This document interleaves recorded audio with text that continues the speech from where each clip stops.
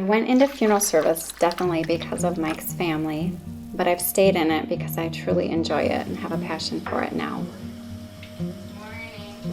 I was going into nursing when we were married, but found out during our time working at his family's funeral home that we enjoyed working together. And I realized funeral service automatically matched what I aimed to do in nursing, which is caring for others. Being a funeral director is not just spending time with the deceased. We spend much more of our time caring for the living. Being a funeral director is about sitting with people in some of their worst moments, listening to their stories, providing them comfort, giving them an opportunity to honor someone that they've loved their whole life. I think the number one challenge for us on a daily basis is really the unpredictability of our schedules.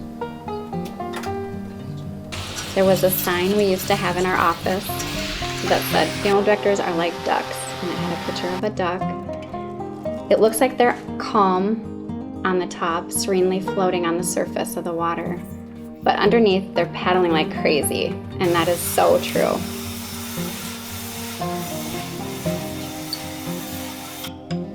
We often put in some extremely long days. The day could start at 2 a.m. with a death call. By 7, grabbing coffee on the way to the church for a funeral. After a burial at 1:30, we'll return back to the funeral home and meet the family from your early morning death call to plan their loved one's funeral. Then finishing up the paperwork and deadlines before we leave the office. You get home, you read your kids a story, tuck them into bed, and if it's your night on call, you could be out 45 minutes later, changing back into your suit to assist another family who's experienced the death of a loved one.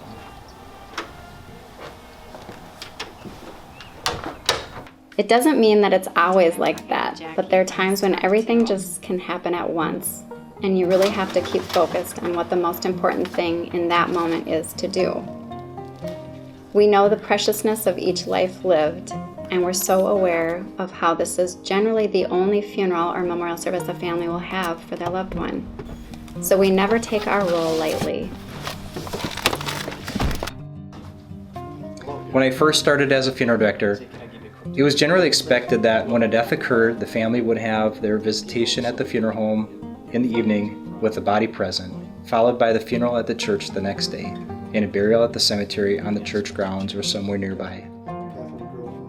Now, our involvement fits the desires and budgets of the family.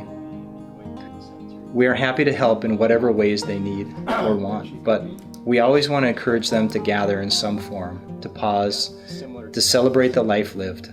We stop and we gather for birthdays and graduations and weddings. How can we not stop to gather when someone leaves this earth?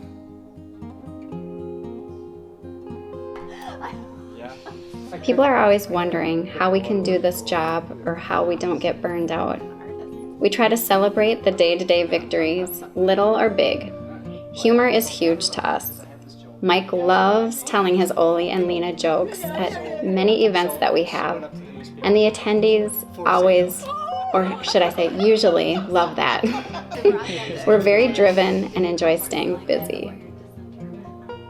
And it helps that we both do this together.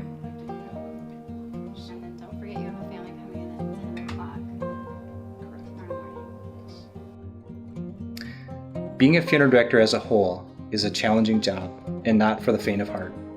It has been a challenge when I know that I'm missing one of my kids' birthday parties or sporting events or even pulled out of a family holiday gathering. But I shift into being all in when I'm with that grieving family. Balancing work and personal life has been a challenge for me over the years. Now I've learned to create some boundaries and better define my time.